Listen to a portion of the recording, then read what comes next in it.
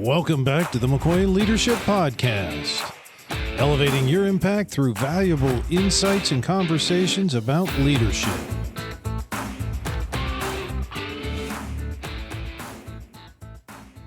Welcome back to another episode of the McCoy Leadership Podcast, and today we have Tricia Parido with us. And Tricia is a visionary speaker, emotional strategist, and the creator of Total Emotional Performance. And we got Tricia here today, and we're going to talk about a little bit of everything, I think, till we get to the bottom of it.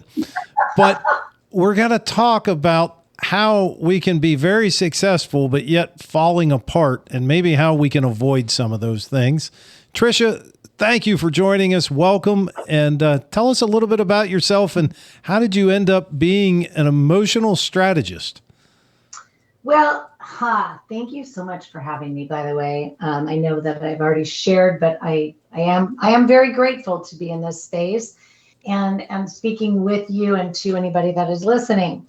But how did I get here? I'm going to try to keep it fun, right? Fun and short. Bottom line is, I came out of the womb a perfectionist, and the world trained me really well how to be a codependent. I used to think that control was the answer. And if I could manage every variable, I'd be safe. Until the day I jumped off of a moving boat, because I could not handle the feeling of not being in charge. Or another day that was in the same season of my life, I found myself curled up on the floorboard of our truck, completely paralyzed by my own mind. I was certain that the next turn would send us over the edge, right? We're driving along the coast. So control wasn't saving me in that season of my life. It was literally breaking me and harming my relationships. So that's when I realized that the problem wasn't the world around me. It was, the way I was wired to react. I was living by default, hijacked by emotions that I didn't understand because I didn't know how to understand them. And if I wanted to stop living on that edge of irritability, agitation, frustration, fear, panic, et cetera, I needed to master the psychological tactics that would make me emotionally unshakable.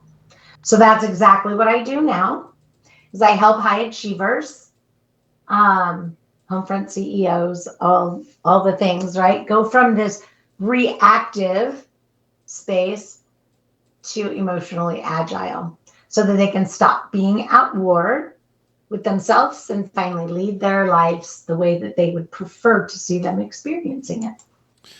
So I'm curious, with what you just described, were you still able to function your daily job, and were you able to function well even with those things happening? Yes, I was. So I have a really long story, but extremely high functioning, anxiety, panic. I raised 5 children. We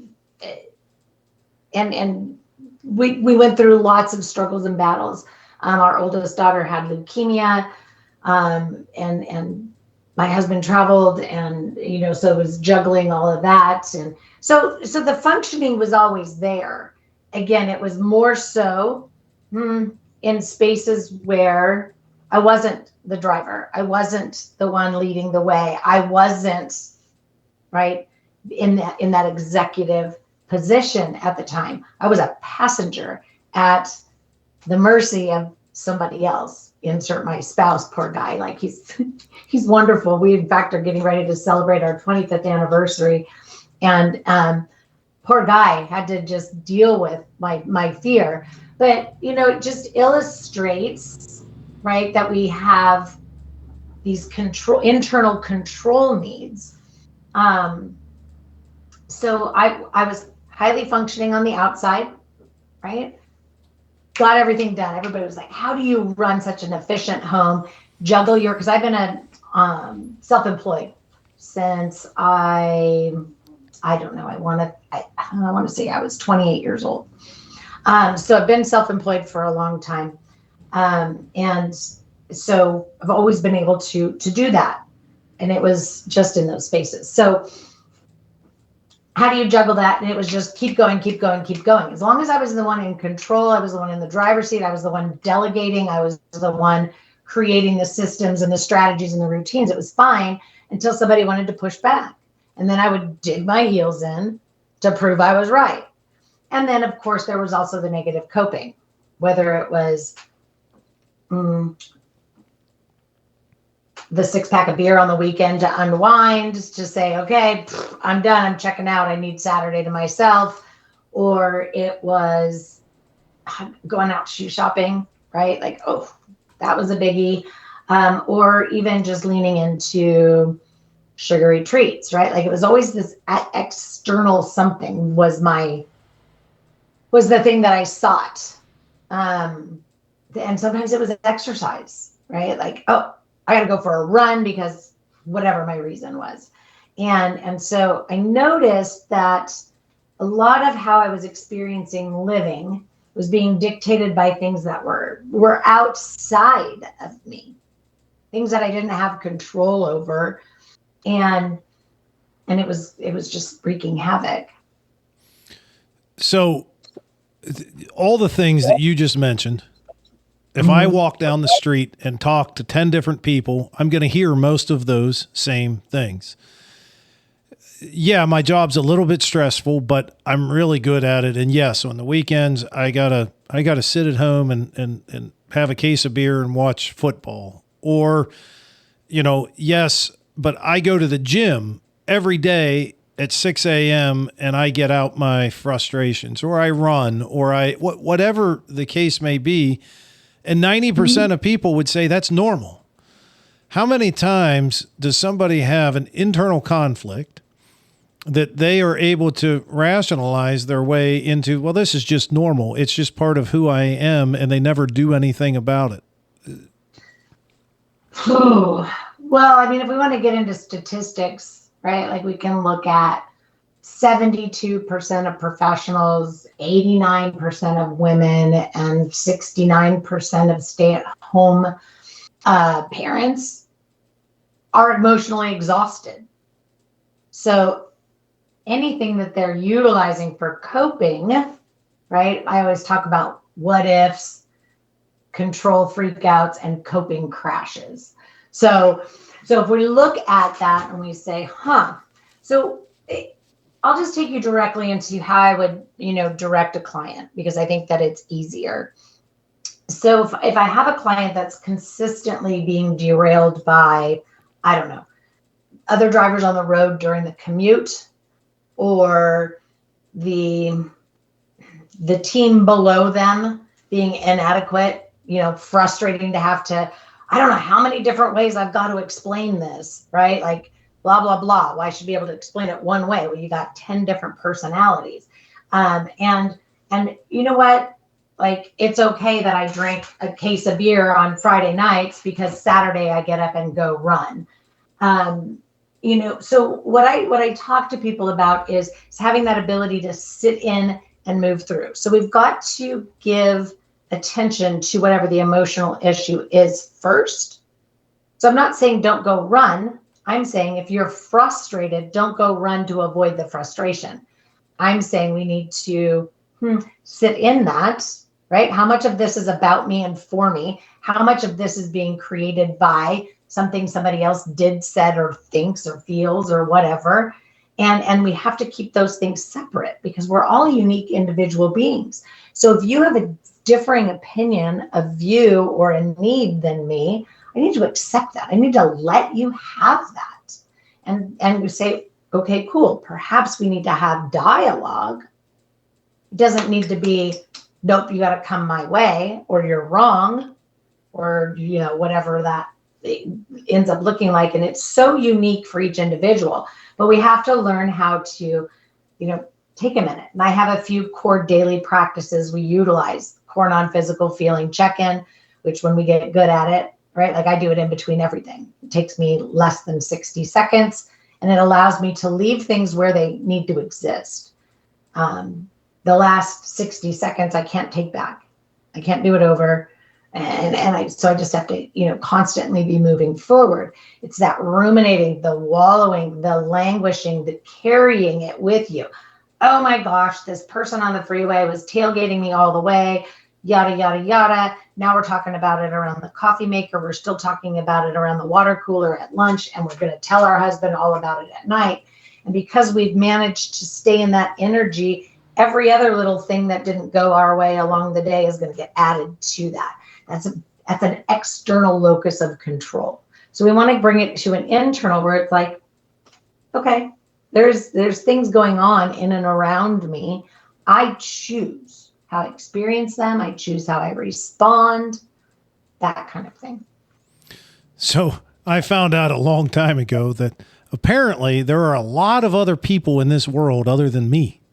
I didn't know that until a few years ago. I'm kidding, but so many times I'm hearing what you're saying, and I'm even thinking just about myself. And sometimes if the day starts out bad and we don't stop and say, all right, whatever just happened. It could be as simple as I drop an egg on the way to the skillet in the morning. That could turn your day completely upside down, or that may actually, just be something to laugh about, let where it's at, and move on to the next item. So hearing kind of your story and those steps, how often is somebody, and I don't necessarily, I'm not looking for a statistic, but you talk about high functioning but falling apart. And what I've always been a believer in is that in any moment in time, there's probably something in your life falling apart.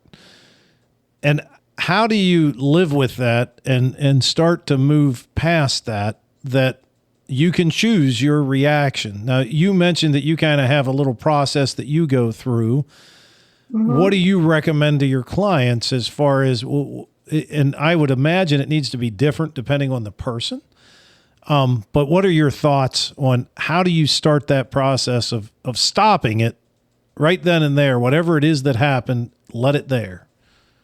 Well, we have, I'll back up just a few, because you said something that I think is really important. If you wake up and it's, I wake up and it's a bad day, right? From the minute I open my eyes, well, just right there in that time and space, like you get to choose, right? So is it a bad day because the very first thing I did was pick up my phone and look, right? And so I sent myself directly into that spot, so, what is my intentions when I open my eyes? It's what do I want my intention to be today? Like, how do I truly want to approach existing? And the biggest thing I teach is people always need to be asking themselves, how do I want to see myself experiencing living? How do I, and it's threefold, right? How do I want to experience my environments? And how do I want to be received within those environments?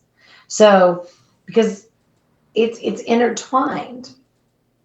So if we have that, and we wake up and we maybe feel a little rough or raw, it's like, okay, because number one, we don't have to be personality plus every day. It's okay to ebb and flow energetically. It's just coming from a place of acceptance. Like, you know what? I feel kind of reflective today. I'm just kind of flat. I don't feel real enthusiastic. That's okay. Just let yourself be and then say, in this energy, like, how do I want to approach living today? Because I got to be kind. My body is telling me something, and perhaps I need to slow things down so I can hear what it is trying to tell me. Whether that is, don't jump into the day, like the firefighter, right? Like, give yourself some time to weed through and look. So, we have to do that, but it isn't a cookie cutter process for everybody. However, there are, and I know this to be true because I've been in business for 12 years and I recently just looked back at all of my clients from more than a decade to know, regardless of why they came, what did they all leave with? So what I know to be true is that there are very specific psychological skill sets, tactics, methods, and modalities that serve us all. What's different is the practical application. And so we can pick up a self-help book and go, wow, this is really awesome, and love the concept, the theory, or the method, or the message. However, if we don't spend time to figure out how can I incorporate this into my life to serve me, then it falls short. Because what most people do is they say, this is rad, I'm going to go put my life into this person's method. So now it's like, nope, I want to be that person, I'm going to do their thing. And there's no editing for the uniqueness of the being. So that's one of the gifts that I can say, especially after, again, looking back, that I have this ability to really see how somebody can use a specific psychological skill set or tactic to serve them in their life. Because it's not about me. It's not how it worked for me. You notice I'm not saying, we got to do this, and this, because I don't know yet. I haven't met you yet. I'm going to teach you the same things, but I might teach it to you in a different order, but I may teach it to you for a completely different reason than I did the last 5 people. I'm not sure yet. Got it. Because I don't know why or how you process things the way that you do. And you mentioned also having dialogue. And I am a DISC consultant, and I utilize that quite a bit when it comes to teaching teams good communication. How important is it from your angle to make sure that you learn, one, how you communicate best or how you like to be communicated with, and then also being able to adjust that to be able to communicate with the others around you, maybe in your team, in your household? How important is it that you understand that everybody is a little bit different in the way they like to communicate and also receive communication? It's critical. It's absolutely critical. And I'll change this to completely, maybe something a little bit different. We all know that there's a sea of business coaches out there that are doing these business intensives with, we'll call it a room of 15, entrepreneurs, where it's come learn this, right?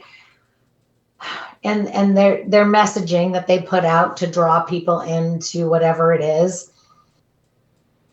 it's, their genuine way that they teach and train went out, and it spoke to 5. And then one of their tweaked messages to call into a new set of people, brought in these 5, and then another message brought in these other 5.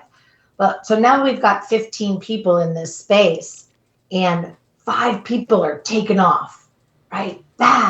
Because the coach gets to be themselves, right? And they get it, they understand it, they're speaking the same language. But something's fallen short in this middle group, and a lot is falling short in this third group over here. Third group over here has anxiety issues, right? They've got that coping crash all the time. They've got the control freakouts, the future tripping, what if anxiety. And so when they say, okay, I want you guys to pick up the phone and call 100 people or whatever the number is, right? Cold call. And these people over here are like, I can't do that, right? That coach isn't taking into any consideration what's going on with these people over here and the challenges. So we're not careful enough of who we bring in. We're not caring enough to see that, yes, you may be able to teach this person over here with the anxiety disorder how to get to where you are in that level of confidence. But there's a different approach for this one than there is for this one or this one, right? Like depending on the 3 categories of people. And so I've approached a lot of of business coaches on that. In fact, I've taught a lot of them the mental health coaching course because I'm an instructor, and not because they wanted to be a mental health coach and use the credential, but because they wanted that tactic. Like, how do I coach somebody with an anxiety disorder? How do I coach somebody that has depressive disorder? How do I, so, which is of course way up here when it comes to that. But I think in the spirit of what you're saying is, if you're a leader of a team of 5, you need to understand how they hear and receive you, because you might be able to tell Bob, hey, Bob, get your shit together, right? But you can't say that to Sally. Yep. And she may need more coddling. And you don't need to know her backstory. You don't need to know why. You don't need to know that she came from an abusive relationship. That's not what I'm asking. You just need to be observant. I call it being in the stance of a learner. Makes sense. And actually, so a team, if I'm teaching communication to an existing team, I am going to give them an assessment ahead of doing that, so I know what each one of them are, and I can work with them individually. And then the group teaching is only about how do we interact together. If I'm doing an open training, I actually specifically only market to one personality type for that class. Doesn't always work 100%, don't get me wrong. But for the most part, if I can fill the room with 15 dominant people instead of 5, 5, and 5, I can work with them much better than I can not knowing when people are coming in. So it's fascinating that you mentioned that. If they're truly dominant, because I will tell you that a lot of people pleasers know how to answer, and perfectionists know how to answer the questions in the way that they wish they could be versus the way that they truly are, which is, perhaps a codependent looking for validation. Yes. Sorry, but but that it's something that we see often is, I do assessments also. And so a lot of times the assessments people do of the self-assessments are sometimes skewed, but the fun is, or I call it, the fun is getting to work with somebody and have them, I'm going to shut down just because I noticed I'm glitching a little bit, have them realize where they may be assessing themselves too rough, or where they may not see critical space for growth. Absolutely. So another question that just kind of came to mind as you were talking, I just recently heard a quote that said the difference between knowledge and wisdom is living it. So kind of the idea that a 30-year-old, and I'm not saying a 30-year-old can't be wise for anybody listening, I'm just using an example. But a 30-year-old may have read every management and leadership book that's out there and have a tremendous amount of knowledge. But if they've not been able to apply it, they don't know, and they haven't lived it, and they don't have the experience to be able to really relay. And so my question is, I'm assuming there's kind of two groups of people in my mind. One are the folks that have figured out how to become successful, and now they're realizing that, yes, they're high functioning, but they're falling apart. How do I get past this? And then the other group is the folks that are just getting ready to start the journey, and they're saying, I've seen people fall apart. I don't want to do that. So for those people that are just getting ready to start the journey, what is maybe different for them? What is the piece of advice for them as they're starting through the process? Well, I love that you brought knowledge and wisdom in here, and I really value that you said, people can be as book smart, right? Like you can read all of this stuff and you can know it. You could even be listening every single day. Again, the application is everything, right? Like if you're not applying it, people can sit and manifest all day long on their couch. It's an action word. If you don't get up and do something about it, nothing's going to fall through your ceiling and land in your lap. But I work with a lot of PhD psychs that will say to me, and they're my hardest client because they are book smart. They have studied the psychological tactics, tools, methods, and modalities. The problem is, and they'll say to me, why doesn't this work in my life? I'm like, because you're not applying it. So I think if somebody is just starting out, it's adding this to your business plan, to your strategy is how can I sit in and move through every single day, every single challenge and still emerge from my office space, wherever it is that you're doing your business and re-enter my personal life with a smile on my face and a skip in my step, regardless of what happened. My husband will sit out there and he'll listen to me have big, hard conversations with people that are deeply struggling emotionally in their life. And I'll walk out the door and I've got a smile on my face and a skip on my step. And it's like, that's my time, right? Like we have to, the day he looked at me and said, you don't get emotionally derailed by anything anymore, was the best gift he could have ever given to me, was to say that he could see that. And it wasn't easy. And it doesn't mean I don't feel deeply, because I do feel deeply and I'm extremely empathetic. But I know what to do with it, right? Like I process it and everything's a forward moving momentum. So I would say find your way to incorporate emotional agility in there, right? So that you can bring a high functioning level of emotional performance into your business, so that when you start bringing people in to be your partners or to work under you or to work with you or even your clients, so that you're leading by a tremendous example, right? Because things are going to fail. Yes. I'm chuckling a little bit because I have told people before, sometimes when we enter a business and we're looking at the business as a whole, you'll start to notice that they're not emotionally healthy. There could be operational issues, so on and so forth, but yet they're hiring 5 new people. And my question to them always is, when they say, well, we don't have a choice, we absolutely have to hire these people because the work's not going to get done. And I ask them, are you married? And if they say yes, if your spouse died tomorrow, would you get married the next day? And of course, there are a couple that said yes, and I'm not going there. But anyhow, my point is, they said no. Why not? Because I'm not emotionally ready. I'm not healthy. Why would I want to get into a new relationship?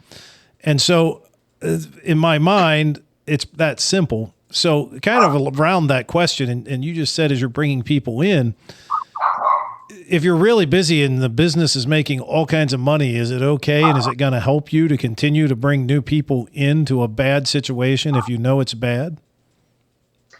No, because no amount of people are going to. So if the situation is bad already, we've got to correct the bad, right? We've got to make the bad good.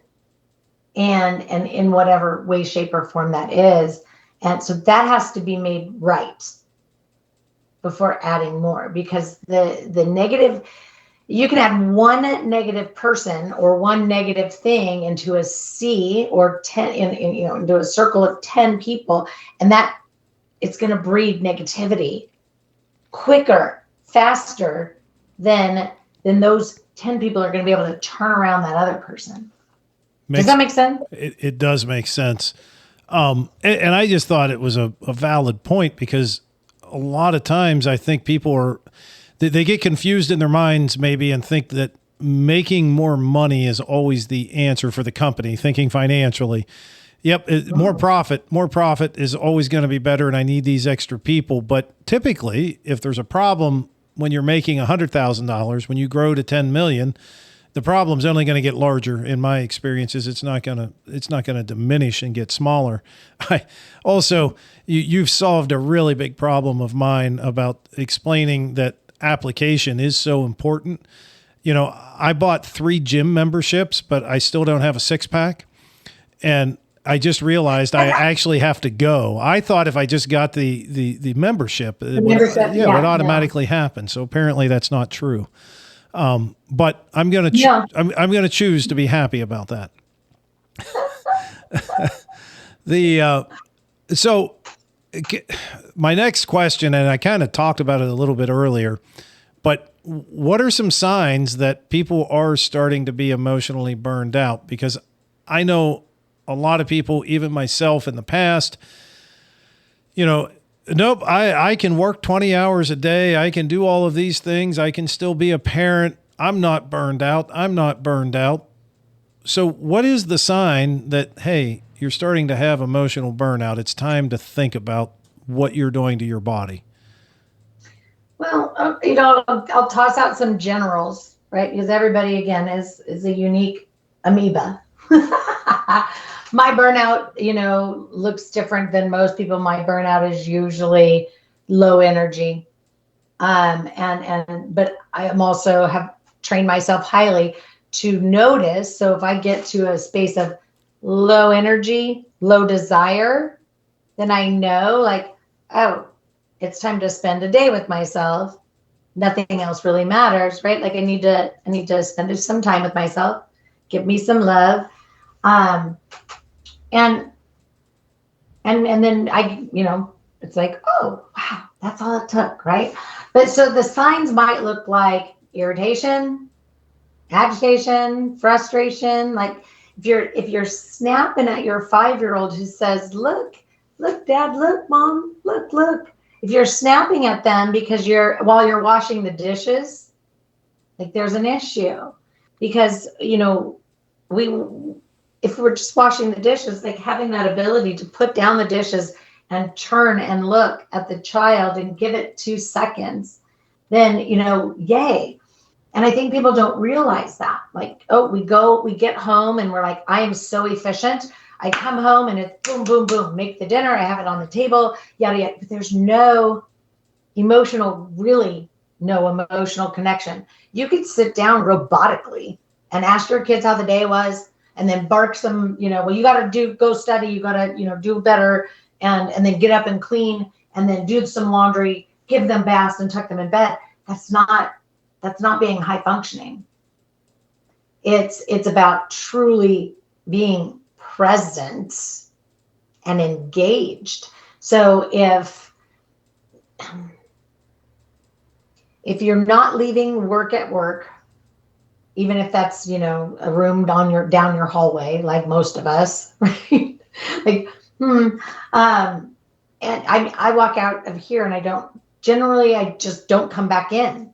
Everything stays in here and when I come. So you have, if you're snapping, if you're taking things personal, right? If somebody says something to you and you take it personal and it's like, oh my God, they just called my whole thing bad because somebody gave you one little bit of feedback, that's a sign.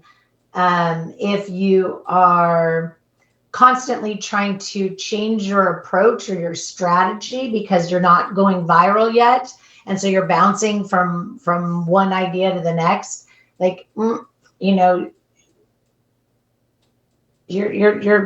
battle. Now, I don't mean to interrupt, but you just said something there that, if you're not going viral and you're jumping around, and it just kind of hit me, in 1952, we'll pick a time in the past, a family, dad, mom, maybe both went to work. They came home. Life was whatever was going on. So maybe you let work at work, and maybe people are doing a great job of that. But today, people have so many opportunities to interact with, and I'm using air quotes for those that can't see us, interact with people, which in my mind, interaction means one-on-one. I think this, this can qualify because we are face-to-face and we can see each other. But somebody getting on social media and scrolling through 500 different stories and becoming emotionally engaged, and I've run into people that are telling you this amazing or a terrible, whatever the story is, only to come to find out that they have no idea who any of the people involved are. And it's some kid in Iowa that they saw on social media, but now they're emotionally invested. Is there a difference there? And do people today have more potential for becoming emotionally exhausted because of the amount of things that are in front of them? Yes. And it's one of the first things that I will, teach my clients is how to categorize their quote unquote, air quotes, their stress, because you have people all around the world getting, like you said, derailed emotionally about something that doesn't even impact their immediate life. Yes, there's a lot of ugly things happening in the world, and it's okay to be, again, empathetic about it, but you don't have to take it on and martyr it for yourself. So we have new stress, which is the kind of stress you're talking about, right? Like, oh, I heard this story about somebody in Indiana, right? Like, new stress. It's neutral. It doesn't affect you, where you live, eat, sleep, breathe, work, nothing. It's not even anybody you know. Then there's eustress, and this is that excitement, right? It's like anticipation. It's stuff that should be good.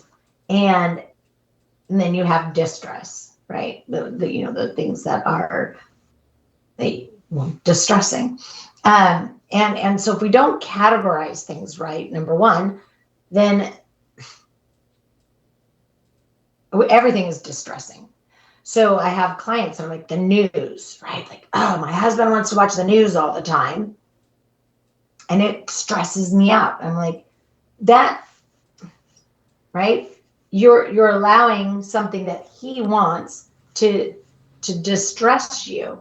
So you have to, we have to look at it differently, tune it out, put in earbuds, whatever it is. Like, I don't want to engage in this, so I don't, because if we don't want to hear it. So, we have to know the difference. As a general rule, there's not a whole lot of good going on in just scrolling social media. I say if it's not something making me laugh about something completely unrelated to anything, real. Like, I like the funny things, then I don't even look. For the most part, when I'm on social media, I'm in an actual conversation with somebody, it's where we message each other because we have a personal relationship. You have to change your relationship with the social media. Makes sense. Whatever it is. Yeah. And I would suggest for that person that might be listening that doesn't want to watch the news and puts the earbuds in, a great thing to do at that point in time would be listen to our podcast, because you'll get lots of great information. I had to throw that in there. So as we're starting to come to an end, I go through at the end of every podcast 3 rapid fire questions. And the first question, I'm very anxious to see what your answer is or your thoughts are. This is really derived out of years of conversations with business owners, business leaders, and oftentimes they make comments such as, well, when I was in school, they taught us this, or the kids coming out of school today don't have this.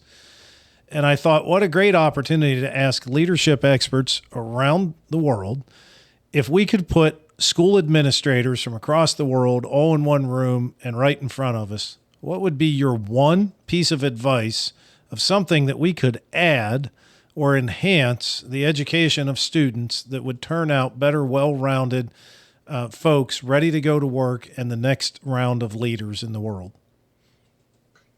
Teach emotional intelligence, like actual emotional intelligence. Not anything fluffy, right? Teach people how to have emotion regulation, distress tolerance, impulse control, like actual application of the psychological tactics.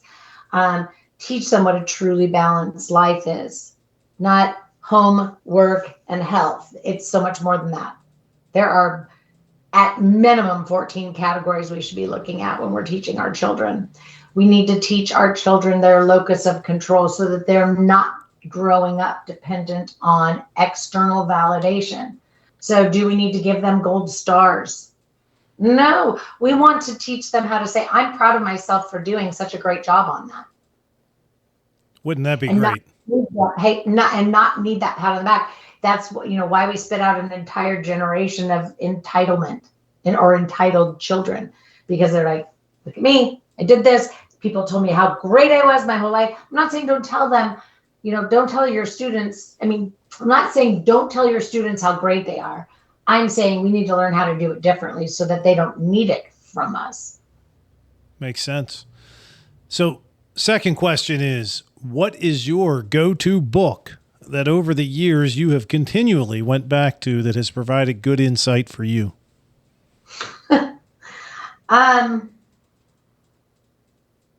Who Moved My Cheese? Yes. If you want to say it over the years continuously, I don't even have to open it anymore. I just say it to myself and it's like, oh, who moved my cheese? Life-changing. I have used scurry and sniff so many times in my career as well. So the last question is, in today's ever-changing world of technology, what is the most useful or your most favorite piece of technology today? Oh, my most favorite piece of technology today is, my app. I love the fact that we can, utilize our phones as a way to work on, be in motion, right? Like not sitting idle, hoping things will unfold for us as we learn, but we can actually put things in action when it comes to our emotional performance. And there's a lot of different avenues to be able to do that. But I love that we can use our personal devices for something other than mindless baloney. Yes. And I just learned a new way to use a phone. I normally don't offer anything on these three questions, but I'm it's very fascinating to me. But I just purchased, and I'm looking at it, and I'm not being paid by them in any way, shape, or form, but I think it's worth sharing, a Plaud, Plaud, which is a artificial intelligence recording device that is able to record your meetings and your phone calls, but it delivers almost immediately the bullet points from those. And I love that. For me, many times I'll have a conversation, and at the end of the conversation, I don't remember what I said at the beginning. And this is a great way to get away from that. And now that you said that, not a plug either. Fathom, I think, is my favorite thing right now, because I teach skill sets every Monday night in a group. And so it sends the bullet points. They can click on a section and it takes them right back to that part of the video. I think, that's probably my favorite piece of technology right now. Awesome. So where can people find out more about you? And if they want to engage with you, where would they do that? Well, I would say just go to triciaparido.com. It's a fairly new site I've put together, but it has all kinds of spaces for you to click and just get in touch with me. If you're in a Google browser, you can type gogeteq.me. Anyway, I would just go to triciaparido.com, and I have one phone number, I have one booking calendar, and I make it really easy and simple. And I love to have conversations. So you just grab some time on my calendar and away we go. Awesome. Well, Tricia, thank you so much for joining us. Hopefully, maybe we can get you back on another time, and maybe we can talk a little bit about the nutrition piece and work our way through that the next time. But thank thank you for joining us. It was a lot of fun to have you on. And thank you. Absolutely. And for our listeners, if you've enjoyed this episode, don't forget to check out our past episodes, and don't forget to subscribe so that you can get an alert when a new episode comes out. Until next time, we appreciate you.